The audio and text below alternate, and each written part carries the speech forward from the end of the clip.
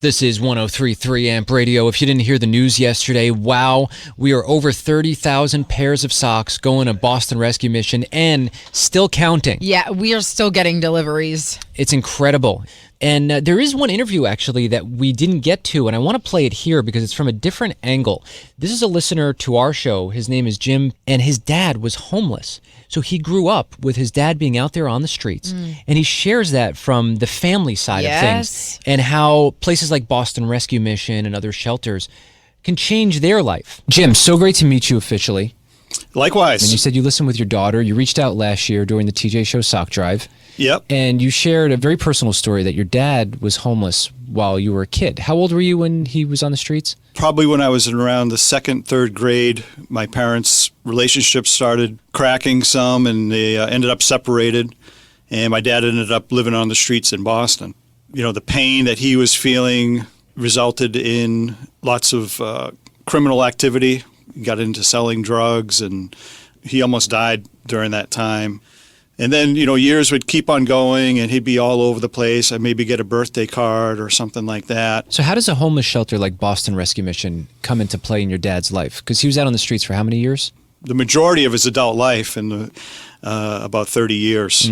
People in Boston, they kind of know where the food is. They know where the shelters are. He spent time at Pine Street Inn, and he was at Boston Rescue Mission. I'm so thankful for places like that, help people get job counseling and skills training. So in a way, these homeless shelters over the years were part of the reason why he was able to stay alive. Yeah, I would definitely say that. And it allowed you to come in eventually, and the last 6 years of his life, he at least lived in a home, and he was doing better than he ever was, right? He was, yeah. And think about how much patience that requires from the perspective of the people at the shelter.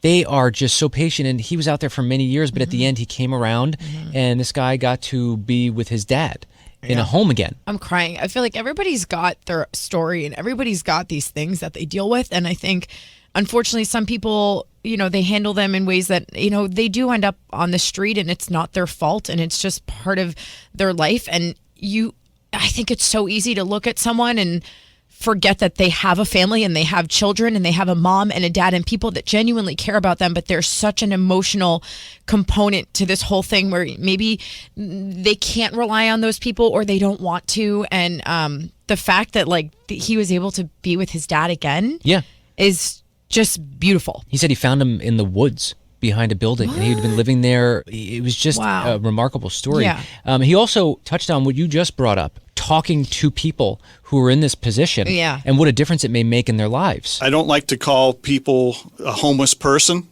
but they're people. Right. You know, and they have stories, just like everyone has a story.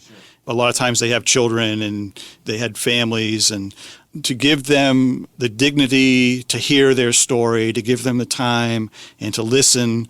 Sometimes we feel like, man, I don't want to go close to that person. But you find out they have a story to tell, and to give them that time to learn their story is really important to them, and it can be life-changing for us. Yeah, even just a moment. You may be walking by someone's dad, you know, or mom, or who knows. And it may make all the difference in the world. Even just one word of encouragement could encourage someone to walk into a local shelter and change their life around, as we've heard so many times over. Places like Boston Rescue Mission and so many other shelters in the area that do that for people. And look, gave his dad a second chance, even though it took a very long time, and look how much it meant to him.